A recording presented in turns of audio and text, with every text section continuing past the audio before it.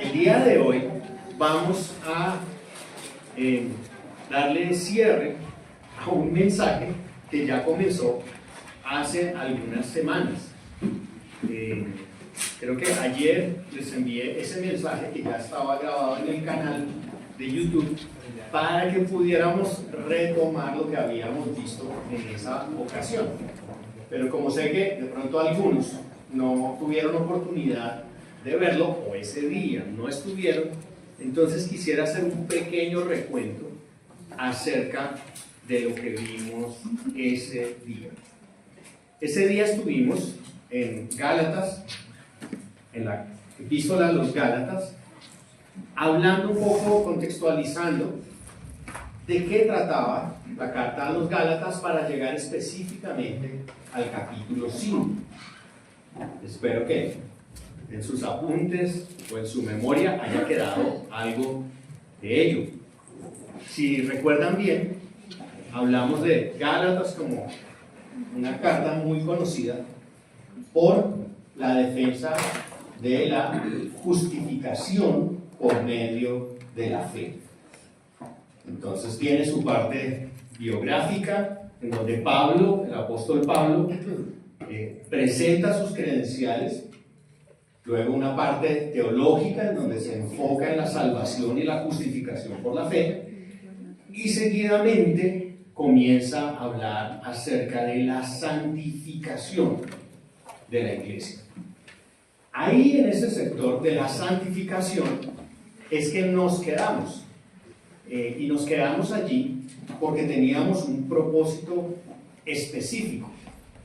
Hablamos en Gálatas 5 en particular desde el versículo 16. Y ahí encontramos que se nos presentaba un mandato específico, ¿cierto? ¿Cuál es el mandato en el versículo 16? Andar por el Espíritu. E hicimos un gran énfasis en explicar que de la misma manera que la justificación no era por las obras de la ley, ¿cierto?, sino por la gracia de Dios por medio de la fe, la santificación también es por medio de la fe. ¿De qué manera? Andando en el Espíritu. No por obras, porque tenemos la tendencia muchas veces a pensar que la salvación es por la fe, pero que en la santificación nosotros somos los que ponemos allí mayor esfuerzo. Pero aquí lo que dice es que debemos andar por el Espíritu, ¿cierto? Y así no cumpliremos los deseos de la carne. Tenemos este mandato. Y luego hablamos del conflicto que ahí se presenta. En los versículos que siguen, habla de los deseos de la carne y cómo ellos se contraponen al Espíritu, ¿cierto? De tal manera que no podemos hacer lo que queramos, no podamos hacer lo que nosotros deseamos. Pero que si somos guiados por el Espíritu, dice el versículo 18, no estamos bajo la ley. Y luego comienza a enunciar ese gran contraste entre las obras de la carne, ¿cierto?, y el fruto del Espíritu, en donde también concluimos que eso que está, esa descripción que está allí, es muy resumida, porque hay más obras de la carne que no están allí. Por eso el versículo 21, al terminar esas cosas de la carne, dice, y cosas semejantes. Igualmente, más adelante en el versículo 23, cuando termina de enunciar el fruto del Espíritu, termina diciendo, contra tales cosas, especificando que hay más resultados del Espíritu, así como también hay más obras de la carne. Bien, ¿por qué estuvimos allí? porque queríamos mostrar el mandato de andar en el Espíritu. Y queríamos señalar el conflicto que tenemos. ¿Tiene usted un conflicto dentro de usted?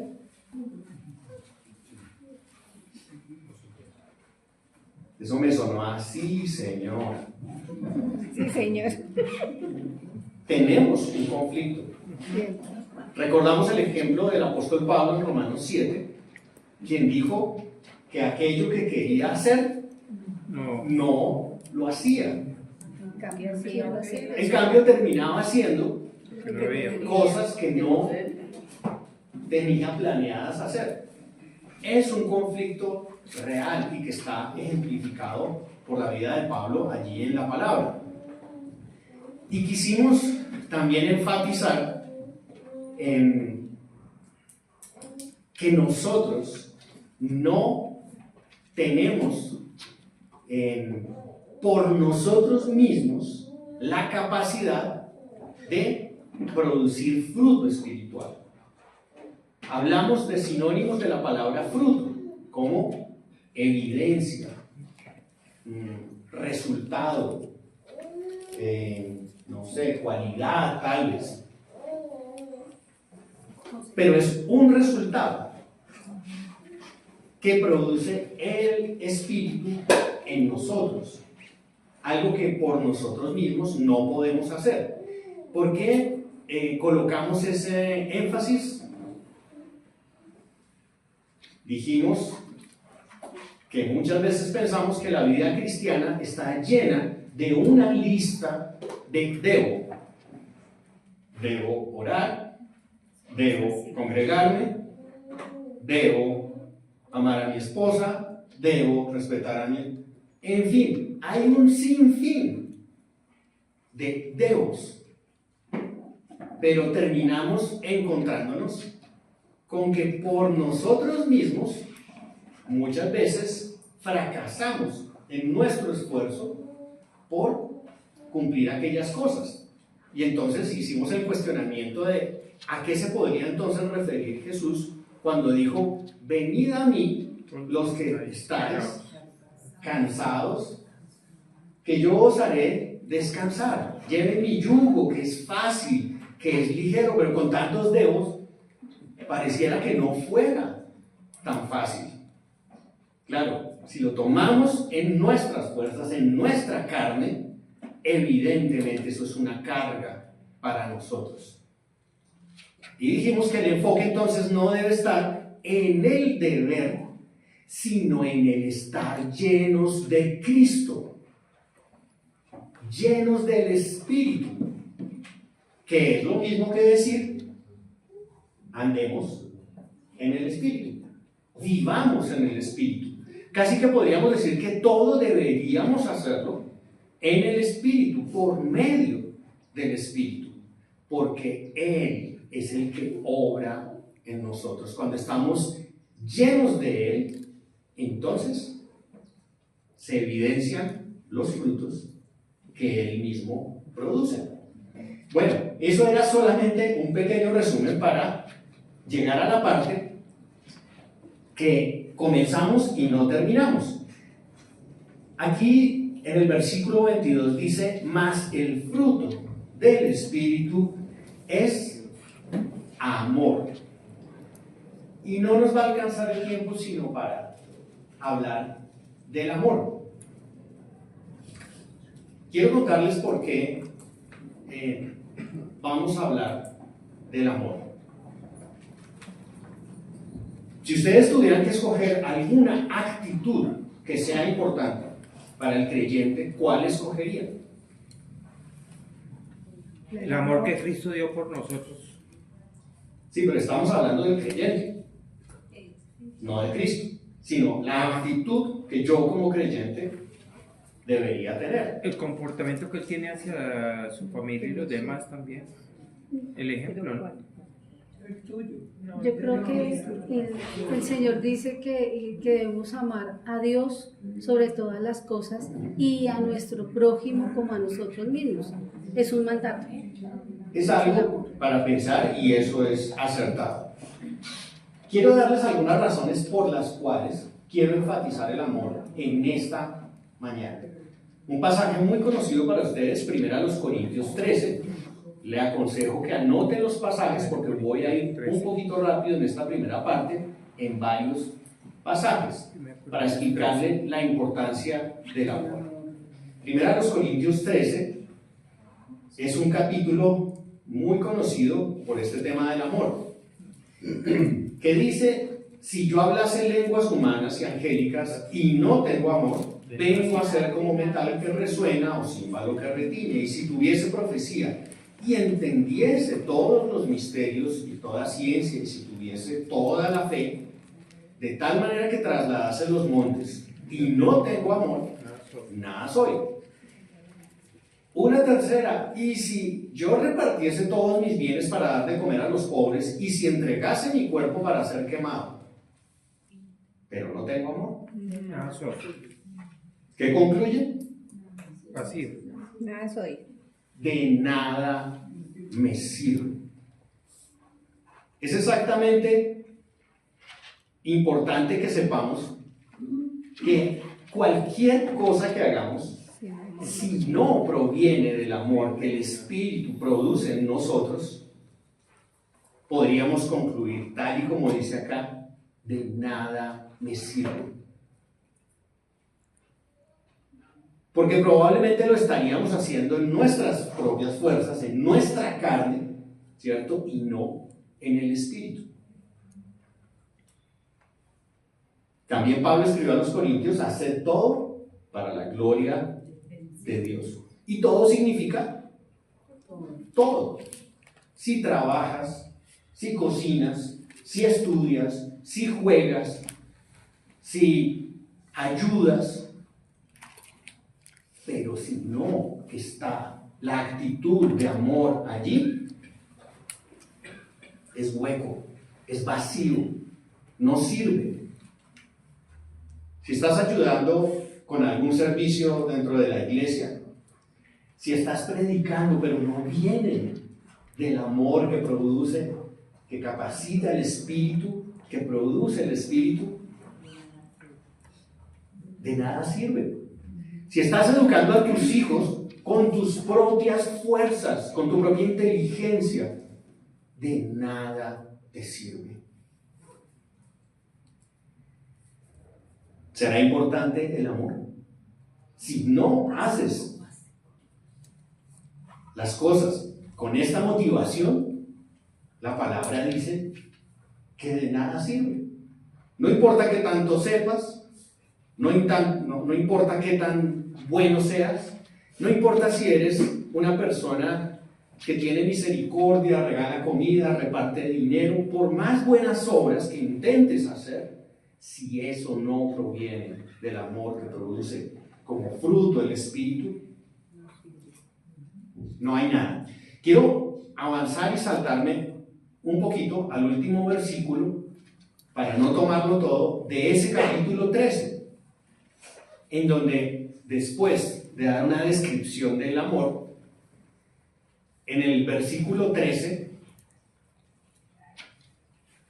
dice, refiriéndose, leamos desde el 12, dice: ahora vemos por espejo oscuramente, mas entonces veremos cara a cara. Ahora conozco en parte, pero entonces conoceré como fui conocido. Hablando del tiempo futuro. Y ahora permanecen la fe, la esperanza y el amor. Estos tres. Pero el mayor de ellos, quiero que dimensiones la importancia del amor. El amor que es un fruto del Espíritu. El que por mucho que tú pujes y por muy inteligente que te creas y por muchas capacitaciones que hayas tenido, tú no puedes producir, sino que debe venir del Espíritu de Dios en ti, de Cristo que vive en ti. Lamentablemente las religiones hoy en día han caído en todo el esfuerzo humano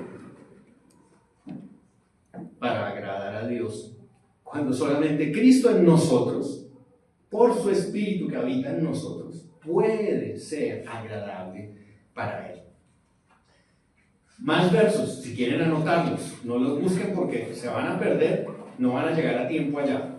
Juan 13, 33, 35.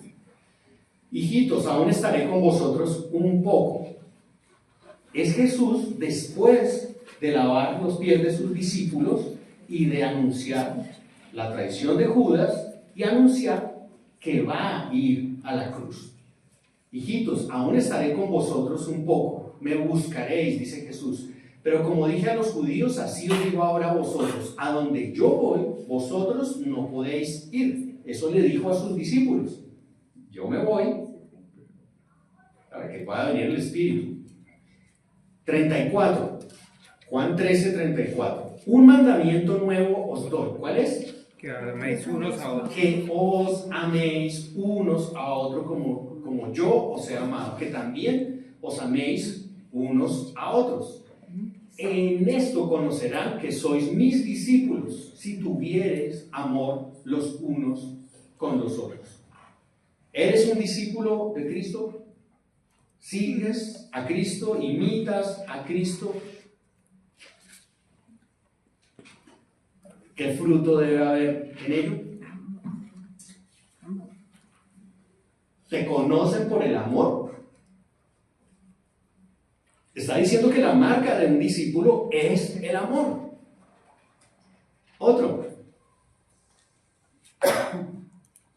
Este lo vamos a leer de Marcos 12, 28 al 31. En donde, acercándose uno de los escribas que los había oído disputar y sabía que les había respondido bien, es Jesús interactuando con los judíos de su época, le preguntó: ¿cuál es el primer mandamiento de todos? Jesús respondió: el primer mandamiento de todos es, y citó del Antiguo Testamento: oye Israel, el Señor nuestro Dios, el Señor uno es, y amarás al Señor tu Dios con todo tu corazón y con toda tu alma y con toda tu mente y con todas tus fuerzas. Esto es el, algunas versiones dicen el primero, otras dicen el principal, otras dicen el más importante mandamiento. Pero el segundo, dice el versículo 31, es semejante: amarás a tu prójimo como a ti mismo. Y termina diciendo: no hay otro mandamiento mayor que estos. Porque esto es la ley y los profetas. ¿Será importante el amor? ¿Te gustaría ser un discípulo que revela en su vida el amor? Pero muchas veces tenemos una tensión entre que se vea y no se vea.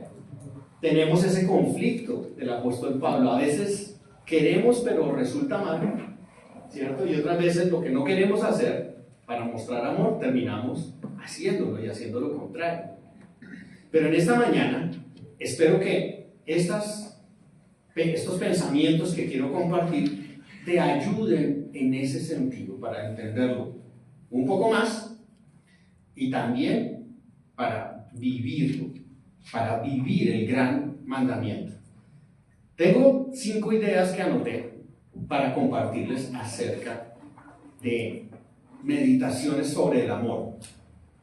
La primera de ellas es que solamente un creyente puede amar cuando está lleno de Jesús, que es lo mismo que andar en el Espíritu o ser lleno del Espíritu. Es decir, que tu preocupación no debe ser por lo que tú haces con tus esfuerzos, sino por estar lleno de Cristo en tu mente, en tu corazón, en tu vida. Exponerte a Él a través de las disciplinas cristianas: la oración, la palabra, el ayuno, la vigilancia, el silencio, en fin, todo lo que me expone para que yo sea lleno de Cristo. Quisiera en cada uno de estos puntos tratar de explicar un poco más esto, que al menos para mí no ha sido tan sencillo entenderlo, pero creo que podemos comunicar unas ideas que sí provienen de la Escritura. El llamado de Dios no es que vivamos como nosotros somos capaces de vivir. El llamado de Dios es que aprendamos a vivir de una forma que sin Él jamás hubiéramos podido hacerlo. Como pueden ver, el énfasis está en que la habilidad viene de Dios mismo. Un segundito porque se me quedó aquí la página y necesito devolverme.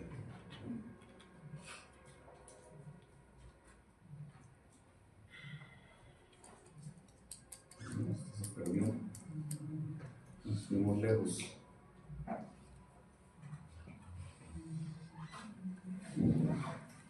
Dame un tris, por favor.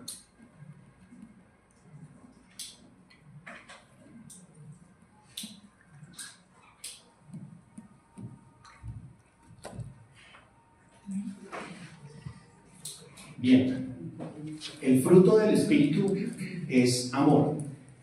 La vez pasada comenzamos diciendo, para entender qué es lo que caracteriza al creyente, que si un multimillonario lo que lo caracteriza es tener dinero, a un creyente ¿qué es lo que lo caracteriza?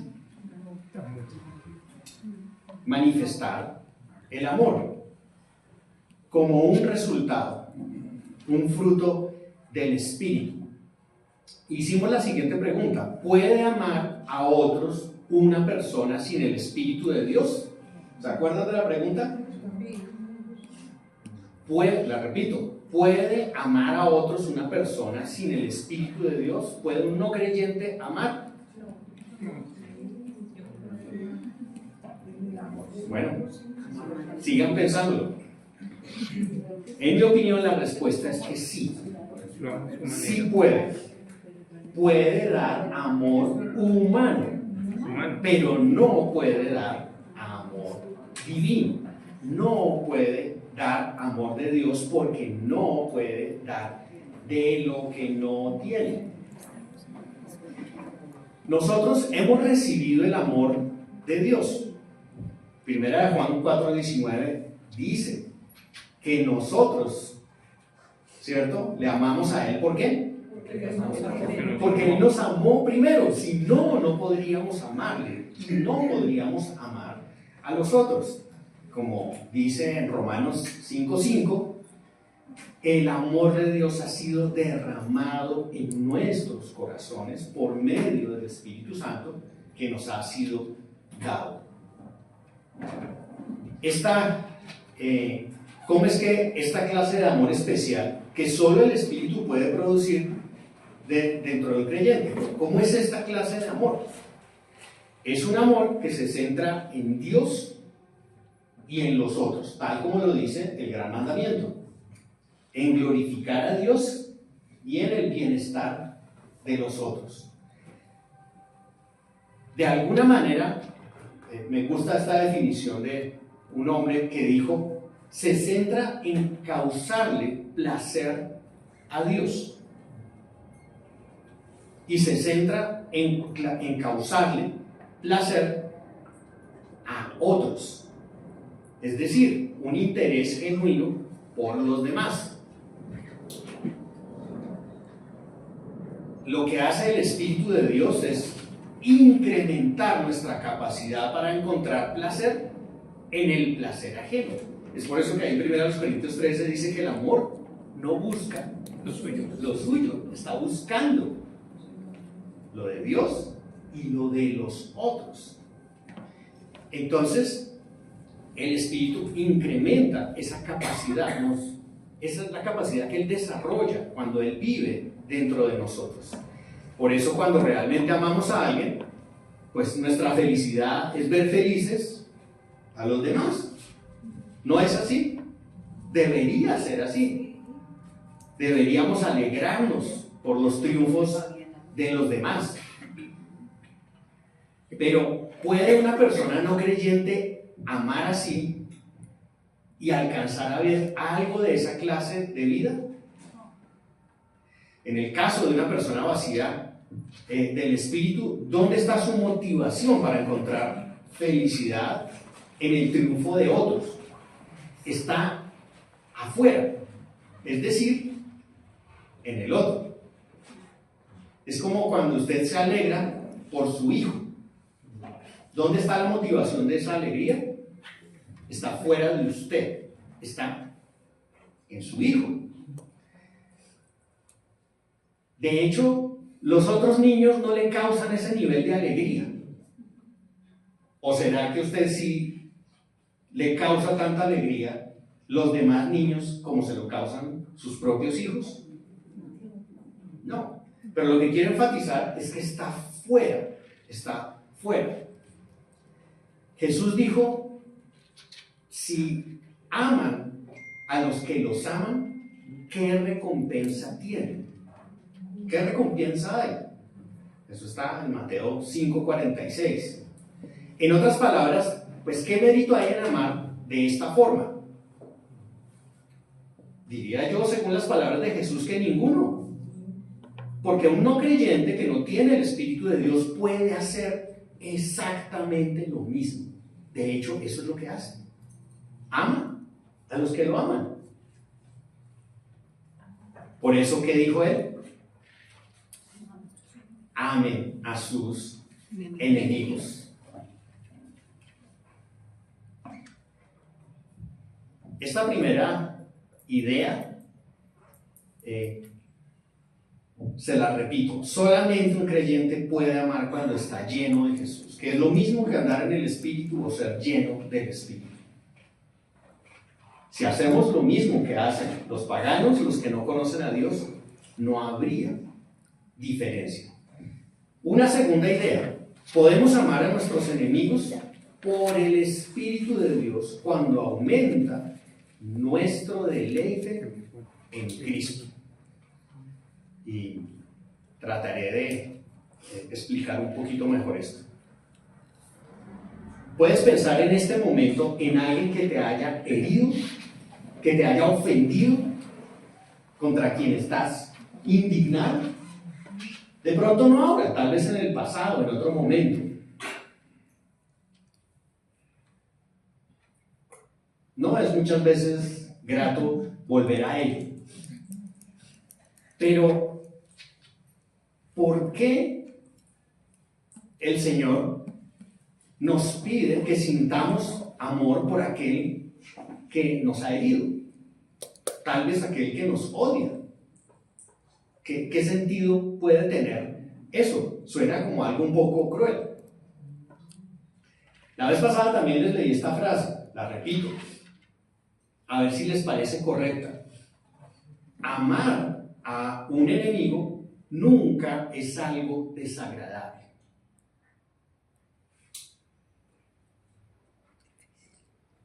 La van a tener que pensar bastante tiempo. La pueden anotar.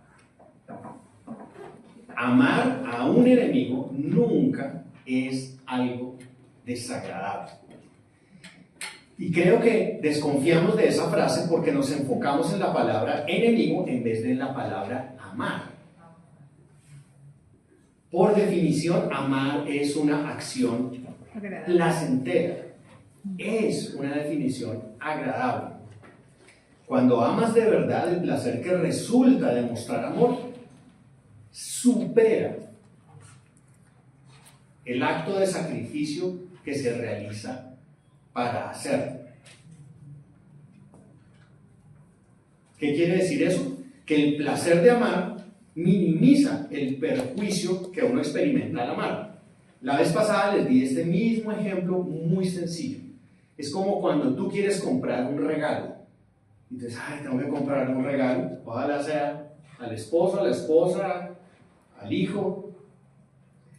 Y tú dices, pero tengo que gastar una platica en eso. Y ahorita como que no tengo mucho. Y aparte de eso tengo que ir a buscar el regalo y no tengo suficiente tiempo. No, y con esos trancones. Pero vas y lo haces. ¿Por qué?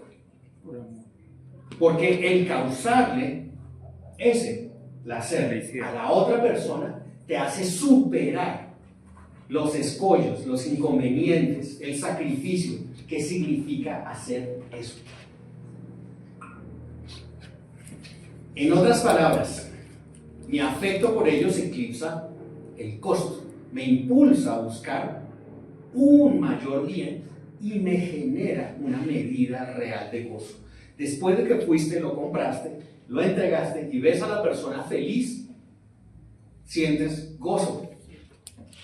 Más bienaventurado es dar que recibir. Esa es una medida de ese placer que se causa. Ahora, ¿es posible aplicarlo a nuestros enemigos? Porque como que suena más fácil con una persona cercana, ¿no? Con alguien que yo estimo. Pero para complicarlo, Jesús mandó que lo hiciéramos. Amen a sus enemigos, dijo. Yo me rasco la cabeza cuando lo leo. No sé cómo lo voy a hacer.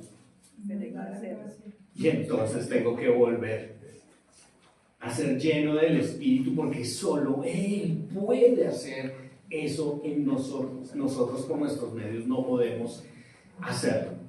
Aparte de eso, el amor es una respuesta. Si se fijan, yo dije que era causar placer. Es decir, que debía ser placentero. Muchas veces he pensado que el amor es una decisión y no un sentimiento. Si no se siente tan bueno, pues por lo menos tomo la decisión de hacerlo porque es lo correcto. Pero con el paso del tiempo he aprendido que el amor, siendo una respuesta, nadie puede forzar a amar. Tú le puedes decir a tu hijo para que te obedezca, cómete el almuerzo, pero no lo puedes forzar a que ame esa comida que de pronto no le gusta. ¿Entiendes cómo el amor, siendo una respuesta, incluye ese placer? Me gustaría pensar que cuando nos reunimos, cuando buscamos al Señor, cuando leemos la palabra, lo hacemos no por obligación, sino por amor. Entendiendo que vamos en un proceso madurando, tratando de dejar que no sea una responsabilidad, un deber, una obligación, sino que sea por amor. ¿Cómo es posible que Jesús nos mande esto? Nos llama a hacer algo imposible para nosotros. Imposible. La vez pasada les colocaba el ejemplo de mi hijo. No sé si sería capaz de comerse unos champiñones que no le gustan. Si le dijeran, si usted no se come esos champiñones, vamos a matar a su familia. Espero que sí se los coma. Es solamente una hipótesis imaginaria. Pero igual, si a él no le gusta, no lo puedo obligar a que ame eso, porque eso es algo que sucede internamente. De la misma manera, solo el Espíritu Santo puede producir eso. Y tú evidencias esas cosas en tu vida cuando cosas que tú no podías hacer, que no querías hacer, comienzas a hacerlas. ¿Cierto? Y cuando cosas que hacías y creías que no eras capaz de dejar atrás, comienzas a abandonarlas. ¿Por qué? Porque no es por las obras de la carne, es por el Espíritu que habita en nosotros. Y ese cambio se produce porque aumenta mi deleite y mi valor de quién es Cristo. Una pregunta, ¿será verdad que lleno del Espíritu de Dios puedo vivir como Dios y amar a quien me odia? Tiene que ser posible. Claro. Si el Señor lo manda No está lleno y nos da su Espíritu para ello, lo podemos hacer. Uy. Otra tercera idea que quiero compartir con ustedes. Mis afectos determinan lo que amo y mis emociones le siguen. La repito, mis afectos determinan lo que amo y mis emociones le siguen. Siempre se plantea esta pregunta, ¿qué es el amor? ¿Una emoción o una decisión? ¿Puedo amar sin sentir amor? Piensa un momentito. ¿Puedo amar sin sentir amor? O de otra manera pregunto, ¿hay amor verdadero si las emociones no acompañan? Es la misma pregunta, aprovechar con otros términos.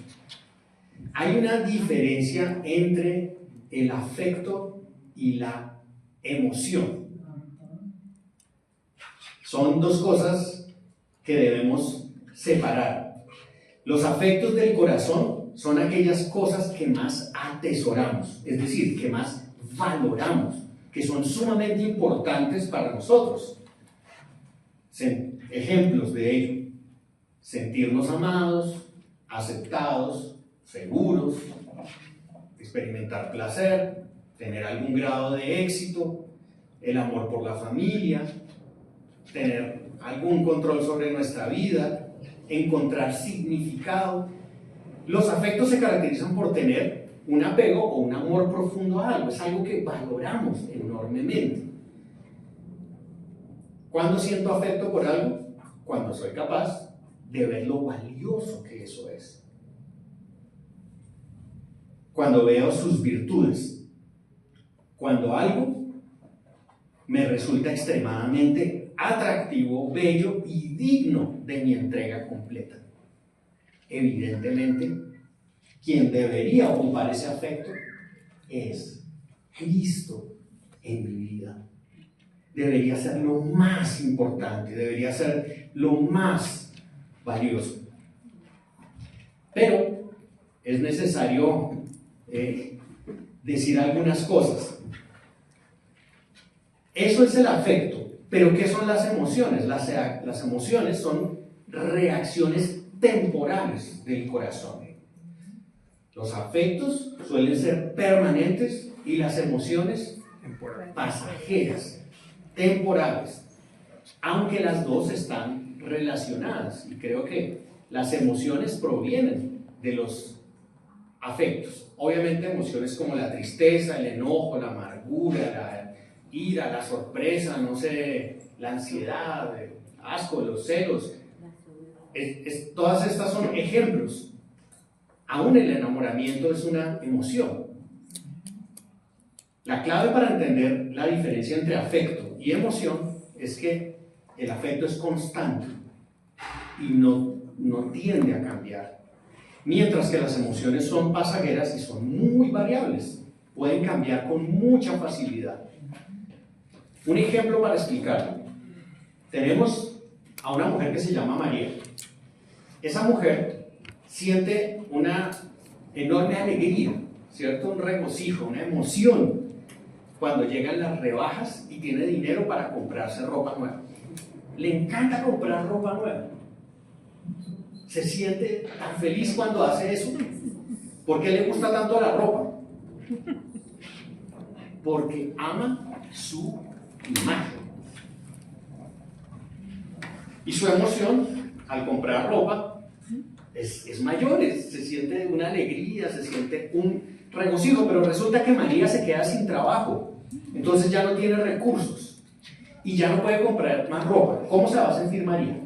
Triste, apachurrada, sus emociones. Terriblemente triste. Sus emociones van a ir de un lado al otro. De sentir alegría va a pasar a sentir tristeza. Sin embargo, sus afectos cambiaron. ¿Por qué sentía alegría? Porque podía ir a... Porque valoraba enormemente su imagen. ¿Por qué siente tristeza? Porque valora enormemente su imagen. ¿Entienden? El afecto es su imagen.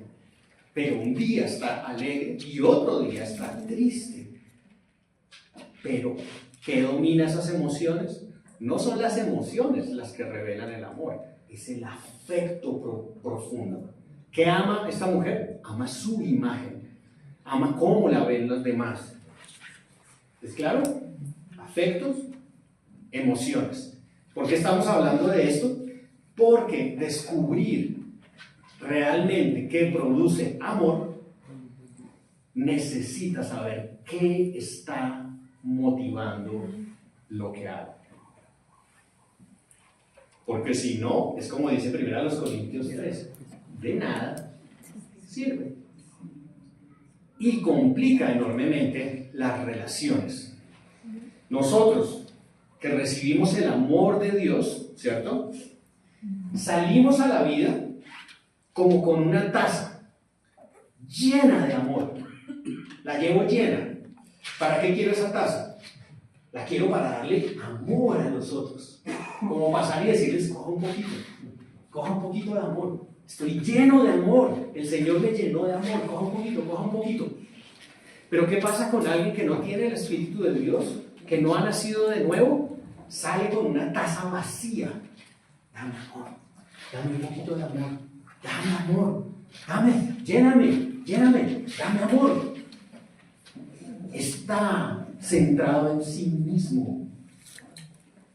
El creyente que lleva la taza llena está centrado en Dios y en los otros, porque está lleno de su amor.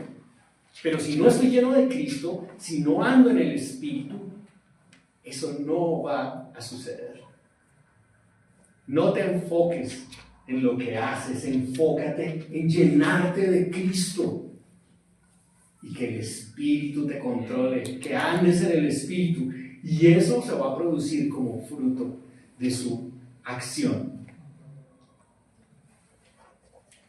Cuanto mayor es mi afecto por Jesús, mayor es mi capacidad de tener afecto por quien me ha herido. Así es como amamos a aquellos que nos han herido. Normalmente cuando cambian mis afectos, cambian mis emociones. Bueno, me quedan 2 ideas por compartir. Vamos a ver si somos capaces para terminar por lo menos esta parte. Otra idea. El afecto es la clave para saber si una acción es amorosa y no las emociones. Esto es un poco un desarrollo de lo que acabamos de decir. ¿Hay amor verdadero si las emociones no acompañan? Hoy en día, las separaciones, los divorcios, los finales de los matrimonios tienen mucho que ver con esto. Es que ya no siento, no lo siento, no tengo esta emoción que tenía antes. Porque están basados en que el amor tiene que ver con las emociones y en cómo se sienten. ¿Es incompleto el amor si no se siente? ¿Es posible mostrar amor genuino sin sentir emociones placenteras? ¿Podrían ir esas cosas por 2 caminos diferentes?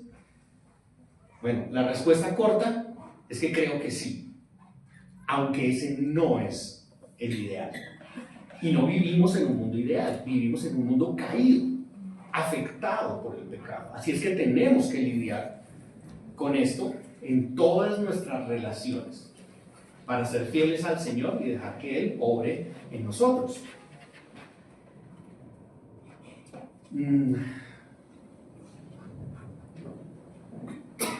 Quisiera explicar un poco cómo van las emociones y el amor por vías a veces diferentes. Las personas que trabajan con drogadictos, las que he conocido, me cuentan de la gran frustración que sienten por tratar de ayudar a una persona que se hace daño a sí misma. y dicen como que no entiendo. Aman a esa persona, pero aborrecen lo que le está sucediendo. Aman al pecador, pero aborrecen su pecado. No quieren. Como que le dicen, no entiendes, es que cada día estás más lejos, cada día te estás deteriorando más. Es una sensación frustrante, exasperante, difícil, tremendamente difícil. Dicen estas personas que a veces llegan a sentir hasta ira, ¿sí? Porque mal genio de por qué son así, por qué actúan así. Pero los aman. Entonces, sí, las emociones pueden ir por un carril y el amor por el otro. ¿Es el ideal? No. Pero en un mundo caído es lo que tenemos y es lo que sucede. ¿Soy capaz de amar a la persona aunque odie lo que haya hecho? ¿Es posible mostrar amor hacia una persona con emociones dispares, o sea, mezcladas, o sin emociones de ningún tipo?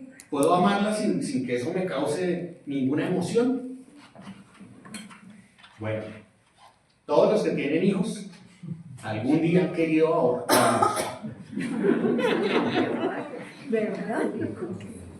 No les voy a decir que levanten la mano porque...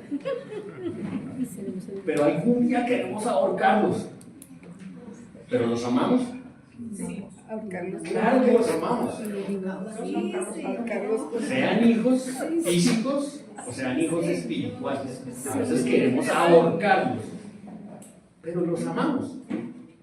Tenemos esa disparidad de emociones dentro de nosotros. Creo que, igual que el Señor, Él al que ama, disciplina. Aunque lo ama, aplica disciplina.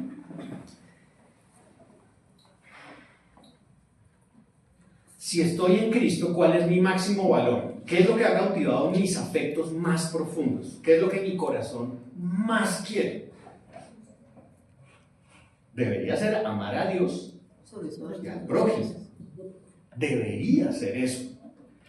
Pero digamos que alguien me hiere de una forma muy, muy dolorosa y no quiero perdonarlo, no siento ganas, no me nace, no tengo la emoción para perdonarlo.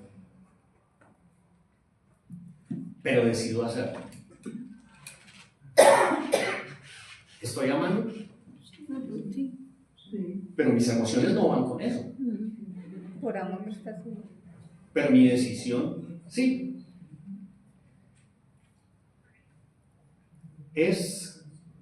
¿Cuál es la clave entonces para evaluar si una acción es amorosa o no? Tu motivación más profunda, el afecto que te mueve a actuar, cómo actúas, no las emociones.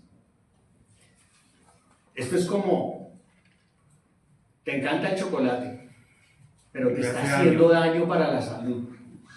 Y tú ves ese chocolate y todas tus emociones comienzan a salir a flor de piel.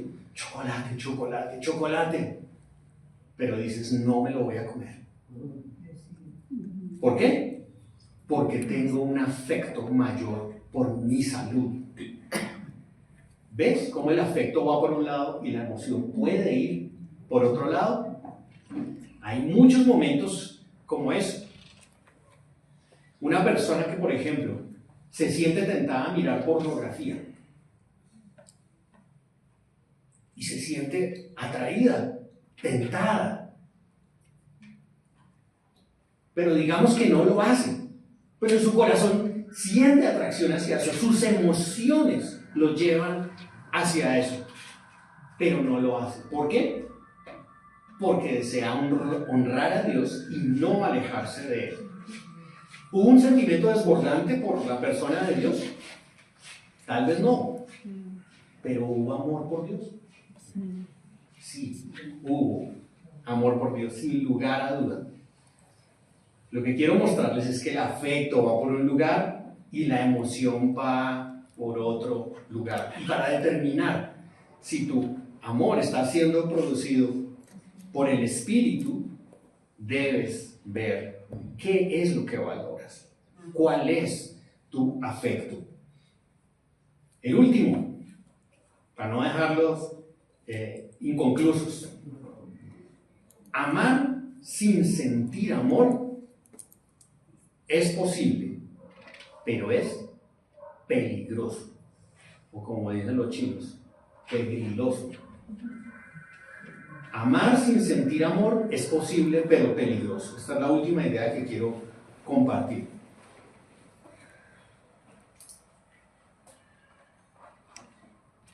Hay personas que realizan ejercicio, pero he visto algunas que son admirables porque lo hacen con una prótesis. Y uno dice, increíble el esfuerzo que tienen que hacer. Es impresionante.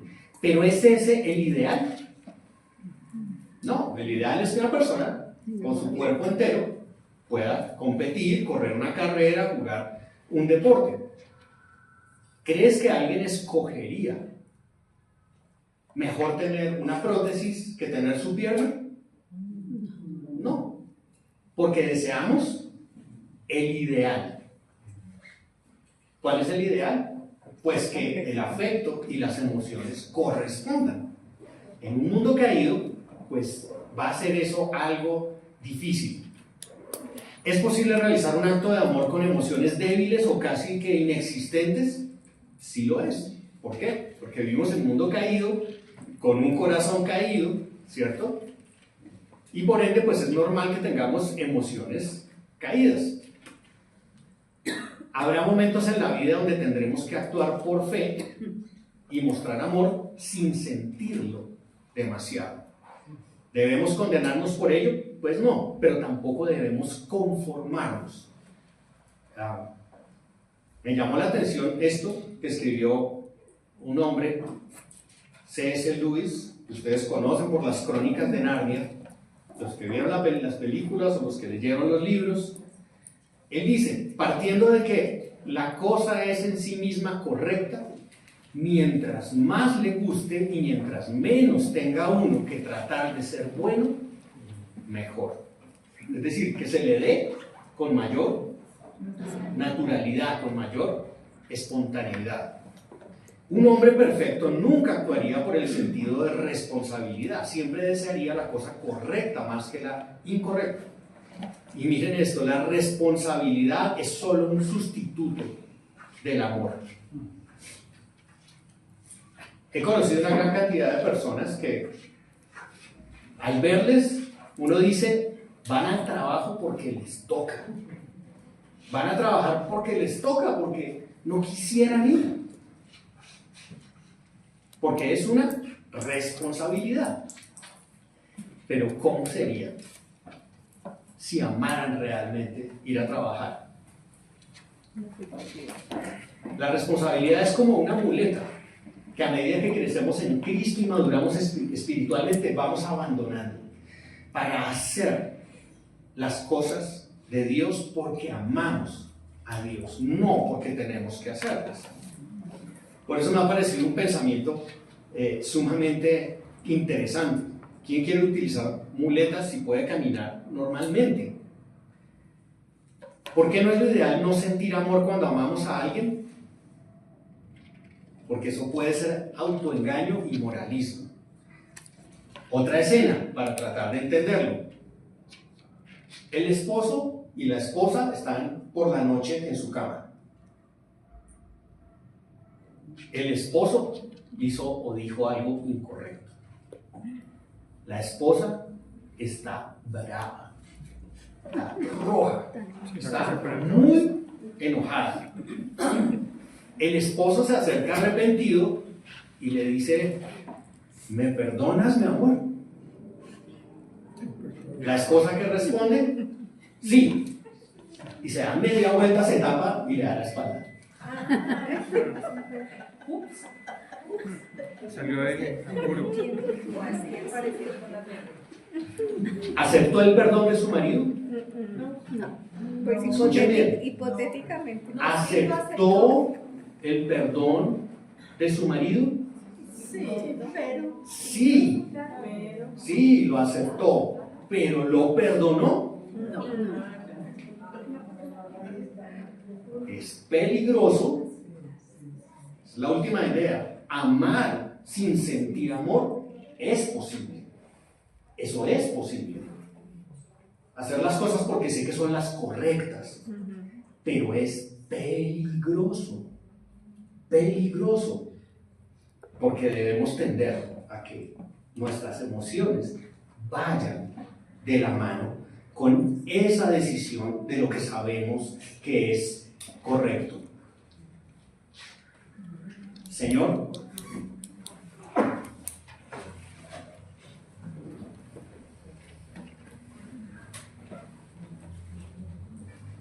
tú has mostrado tu amor por nosotros, en que siendo aún pecadores, enviaste a tu Hijo Jesucristo a morir por nosotros.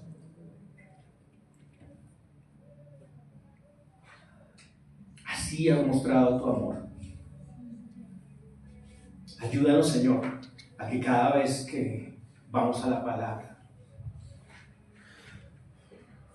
cada vez que oramos, cada vez que servimos, cada vez que hagamos lo que hagamos, lo hagamos para gloria de tu nombre, pensando en cuán grande amor has tenido por nosotros, cuán grande amor has derramado en nuestros corazones. Queremos, Señor, por tu Espíritu, vivir el gran mandamiento de amarte a ti y amar a los demás. Confesamos, Señor, que es muy difícil para nosotros. Nuestros miembros, nuestro cuerpo, nuestra carne se revela. No queremos seguir intentando en nuestras propias fuerzas. Ayúdanos a vivir en ti, a disfrutar de ti, a exponernos a tu palabra. Que el oír tu palabra traiga más fe a nuestras vidas para creer lo que tu Espíritu puede hacer en nosotros, aun las cosas que nos parece que difícilmente cambiaríamos.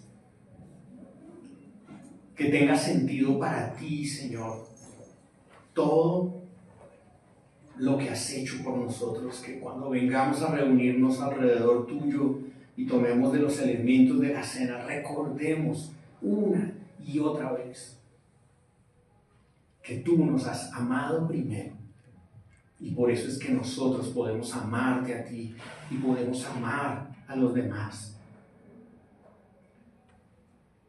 Rogamos, Señor, que si tenemos dificultad para amar a otros, podamos ser llenos de ti, de tu Espíritu, para que veamos a Jesús en cada persona, que recordemos aquello, Señor, que tú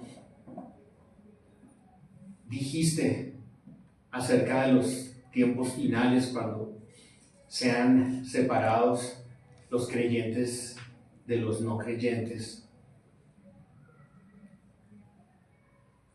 que tú estabas allí porque se hizo misericordia con alguien, porque se visitaron a los presos, porque se dio un vaso de agua.